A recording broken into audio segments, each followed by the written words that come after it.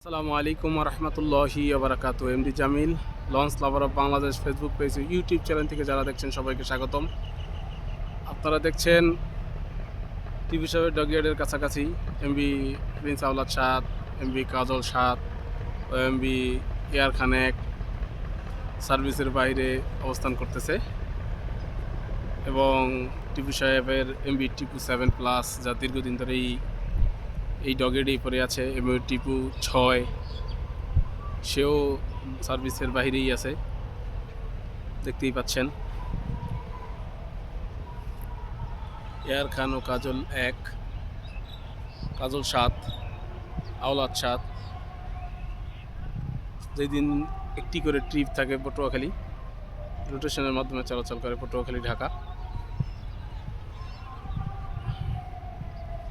MB Tipu 6 সে কালীগঞ্জ দৌলতকারু হাকিমুদ্দিন রুটে চলাচল করত, এখন সে সার্ভিসের বাইরে। টিপু 7+ 80 বলে সে আর আসতেছে না, এই অবস্থায় তাদের ডগইয়ার্ডে পড়ে আছে এবং টিপু 13 সে আজকে সার্ভিসের বাইরে, সেজন্য সে ডগইয়ার্ডে অবস্থান করতেছে।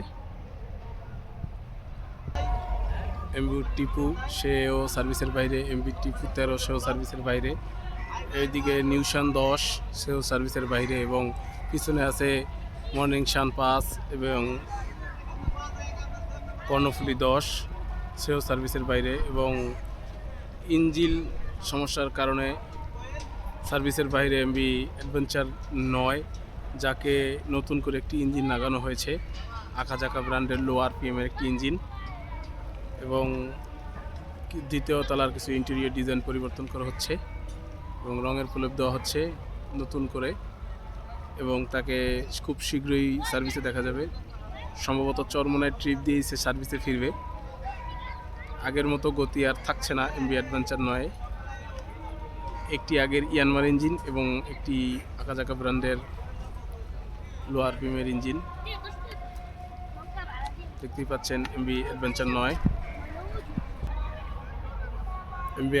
9 নতুন করে রং করা হচ্ছে এবং এমবি ইয়াদ 7 সেও সার্ভিসের বাইরে এবং স্বর্ণদ্বীপ 7কে হয়তো বা নতুন করে রিবডি করা হবে, না হয়তো কেটে ফেলা হবে এবং তাদের পিছনেই আছে এমবি তরঙ্গ 7, এমবি প্রিন্স কামাল 1 সার্ভিসের বাইরে এবং এমবি চাঁদনি 1-এর সব কিছু খেলে ফেলা হয়েছে কেটে ফেলার জন্য, কিন্তু পরে আর কাটানো হয়নি, লঞ্চটিকে ডগইয়ার্ডে এনে রাখা হয়েছে। এমবি পারাবত 18 এবং আল সাফিন সত্তার খান।